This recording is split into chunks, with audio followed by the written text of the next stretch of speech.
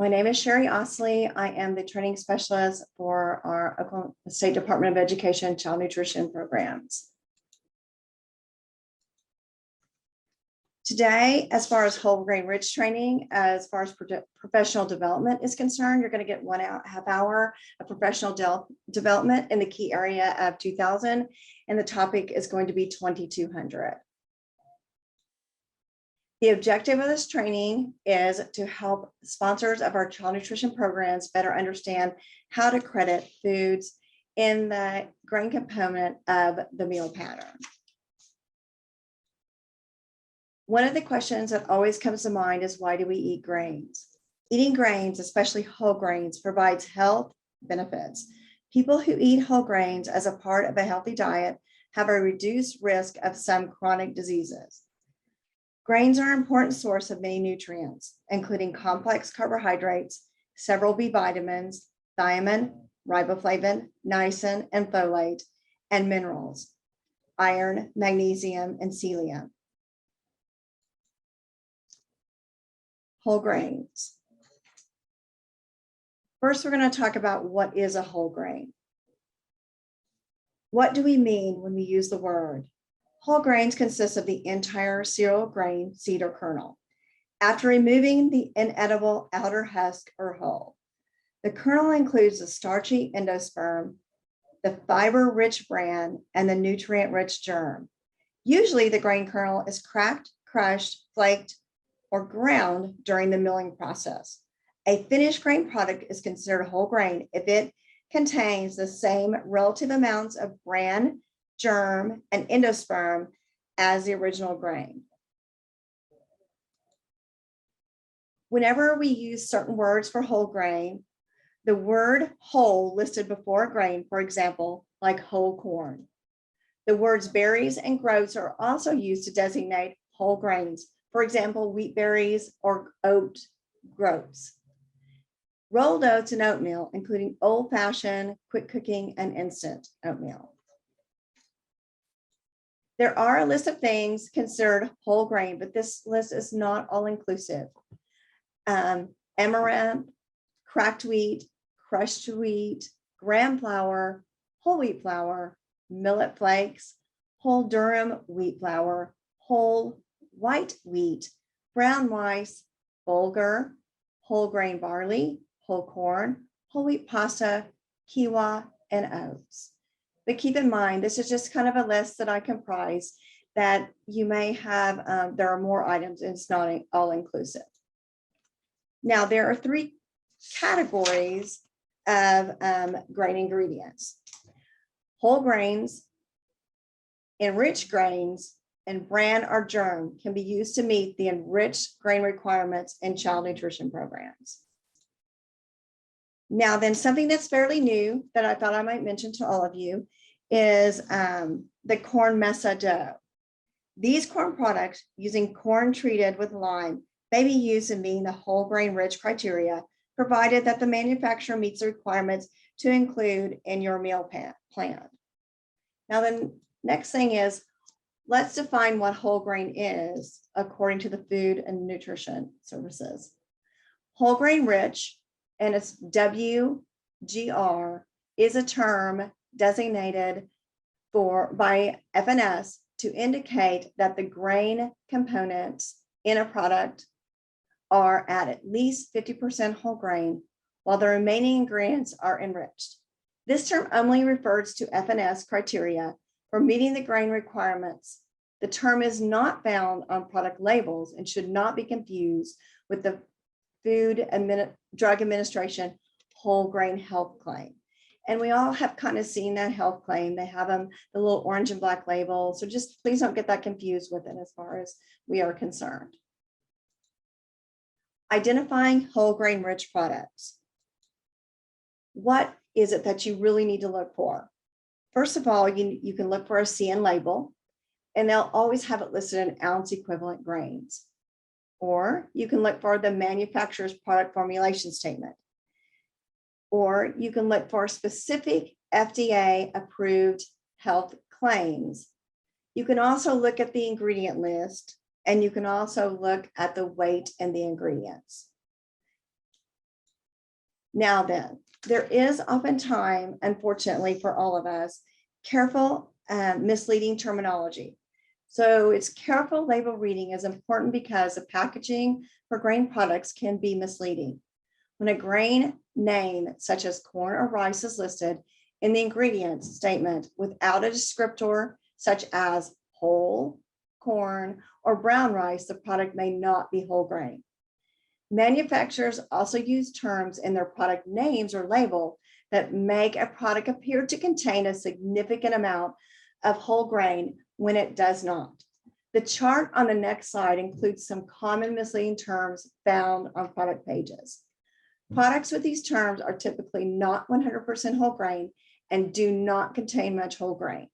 They often contain refined flour or other ingredients that are not whole grain as the first and second ingredient. Here are some of the common misleading terms for grains made with whole grains. These products must have some whole grains, but may contain refined flour. The amount of whole grains can vary greatly among different products. Made with whole wheat. These products must have whole wheat, but may contain mostly refined flour. The amount of whole wheat can vary greatly among different products. Contains whole wheat. These products may contain a small amount of whole grain, but usually are mostly refined grains. The amount of the whole grains can vary greatly among different products. All 100% wheat, all bread made from any part of the wheat kernel is 100% wheat, which is different from 100% whole wheat. 100% wheat products may contain some whole wheat flour or may contain only refined flour. Look for the 100% whole wheat or the 100% whole grain to indicate that the product is made from only whole grains. Multigrain or specific number of grains like 7-grain bread. These products may contain more than one type of grain, which can include refined grains, whole grains, or both. Some multigrain breads may have enriched flour as a primary ingredient with multigrains in smaller amounts, while others contain mostly whole grains. Cracked wheat bread. While cracked wheat is a whole grain, cracked wheat bread may contain refined flour as a primary ingredient with some small amounts of cracked wheat. Stone ground flour or meal. Stone ground describes the process used for making the flour or meal and does not necessarily mean the product is whole grain. Look for whole in the combination with stone ground in the ingredient statement. Grains and breads crediting. One thing that's really nice that if a grain product weighs 1 ounce, keep in mind it does not necessarily provide 1 ounce of grain, equivalent grain. This is because different grain products contain different amounts of grain. A 0.25 ounce is the smallest credible amount. Before determining grain contributions, you must first determine if the product is whole grain rich. What is nice that SDA has come out with a resource, and below there is the website for that resource, which is wonderful. It's a really good resource, really good booklet they have out on whole grains. Now then, when you want to identify a whole grain rich item, a whole grain, when you want to, first of all, you've got to look at the label in terms of, to identify that, you look at the label. Whole grains must be the primary ingredient by weight, which was equal to the first ingredient in the list. So as you can see, the first label has that as whole wheat flour. Now let's look at the second label. If the first ingredient of a grain product is water, a whole grain may be listed as a second ingredient and still meet the whole grain rich criteria. So there it is right there. See how water is listed? And the second item is whole wheat flour. Now then, there's ways that we have to credit grains. And these are the main methods that are used for the ounce equivalency of your grain servings. Some products may need to have the manufacturer specify how much the product contributes towards the grain equivalent. Now, this is known as the product formulation statement. So that's it. The second, another way too, is a child nutrition label or a USDA foods fact sheet. Another thing, another way that you can also credit grains are your Exhibit A. You need to determine the item's weight per serving and refer to Exhibit A. You need the ingredient list and the nutrition facts panel for sure. There's also the food buying guide. We use a food buying guide to determine the amount of product needed for the desired number of grain servings. And the last thing is to calculate the total number of credible grains that are in like a recipe or something else as far as something is concerned. Now, next, we're going to first look at a product formulation statement. And these are the next couple of slides are going to be ways that you don't have to do any calculations. So product formulation, the actual manufacturer has done the calculations for you. But please bear in mind, make sure that you have a recent date that's on that particular product formulation statement. So just be sure of that whenever you look at it. And also USDA kind of has a checklist that you can see that you can kind of make sure that is a product formulation statement and contains all the things it should. The next thing, of course, we're all probably real familiar with is the CN label. The CN label, you must make sure that if it does have one, you're going to always know because it will be listed in ounce equivalents. So, and the CN will be on all four sides, and there will be a number that's right here. But you also, it's very, very important that you go and look at the product and make sure the product is current on their CN label. And there is, it's called the verification report, and you're welcome to go look at it. The website is there below. Another way that you don't have to use calculations is by using a USDA fact sheet. So that's another way that you can, and you can credit grains. And these are found on the website that's right here as far as that's concerned. And you can actually see how they've already done the calculation right there. So you can see if the product will actually fit into your meal, into your recipe, into your meals that you're serving. I'm so sorry. So that's really good as far as that's concerned. Now then, the other thing too is Exhibit A. Exhibit A is the grains chart. That is something that's found in our child nutrition manual, and it's also found in our child and adult care food program manual. It is found in both of them. It's also a way that you can credit grains. The next one is going to show you how you actually look up a grain, how you can check it and verify it. So let's walk through how to use this chart. For example, I have planned to serve some hard bread sticks to meet the grains component. How many breadsticks must be served to provide one serving of grain? Step one, I'm going to find the product and the group on the left-hand side of the chart. So now I found my breadsticks. There they are right there. Next, I'm going to look at the right-hand side to determine, then I'm going to look at right to determine the minimum serving size required for that product. Now then, if you cannot find your product in Exhibit A, you must obtain documentation from the manufacturer or the food buying guide. Just I want to make sure you're aware of that. So just know that 1 ounce equivalent is going to equal to 22 grams or 0.8 ounces, just so that you're aware of that with this product. But bear in mind, if the product is not listed on our Exhibit A, you've got to find documentation from the manufacturing or the food buying guide. Now then, one thing I do want to bring out in this PowerPoint always is that, or this training, I should say, is that not all sliced bread is the same. So be careful when you're purchasing sliced bread. As you can see, I have 2 nutrition fact labels right here, and both of them are different. Both of them show that there is one slice for 28 grams, one slice is 26 grams. So just be aware when you're looking at things of that sort, and whenever you are looking at the sliced bread. But also too, when you use Exhibit A and you want to have that example, that first one we had, when we look at it, we're going, wow, here's how many grams, we have 48 grams, and we're going to divide that by the number of grams in group B. Then we're going to have our number right here. Now then, with USDA, we're also going to divide it by 1 portion. And we always round down whenever we use this. So that's 1 slice of bread. Right here, it has 48 grams.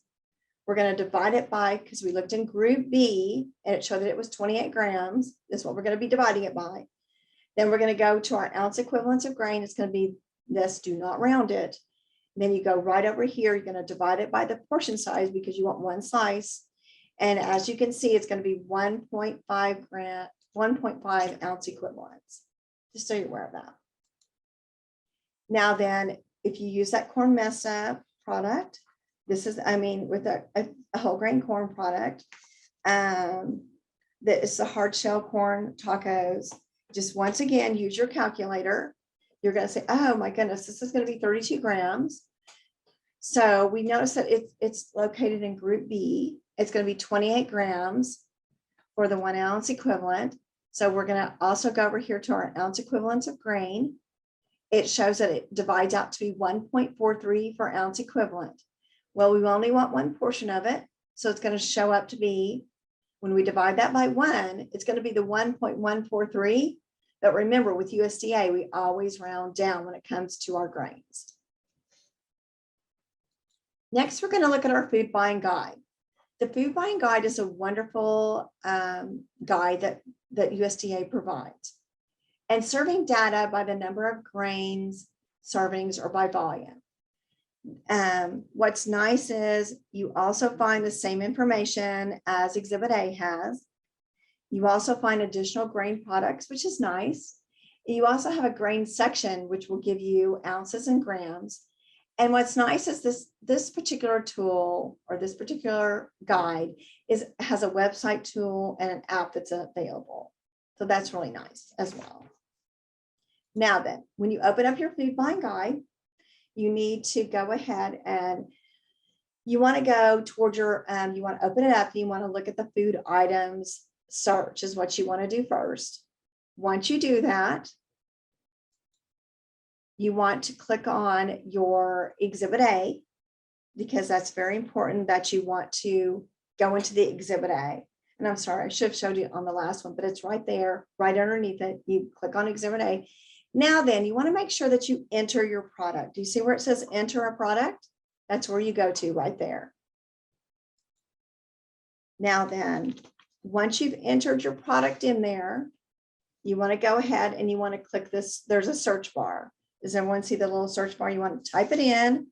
You want to choose the method you like to use to calculate it. It just depending on what you're using it for. You can usually use the ounce equivalents for the National School Lunch, School Breakfast, National School Lunch Program, or you can do it for CACFP. So you want to go ahead and you want to put that in there. Then you want to go ahead and if there's any keywords you want it to know, you type that into as well. Then you're going to click on the search button, which is right here. So guess what? We decided we wanted to do biscuits. I put it in there. The biscuits themselves, this is what came up. And I look over here and I think, do I want to use these or do I not want to use this or not? And if I don't want to use this product and I've decided it's not something that I need, you can go right back into it and type in another product name and search, and you can go ahead and get that. You can go ahead and search another item, or you can print this one and use it as far as that's concerned. So that's how you use your food buying guide when you're trying to use your Exhibit A grains tools. It's a great tool that they provide for us to use.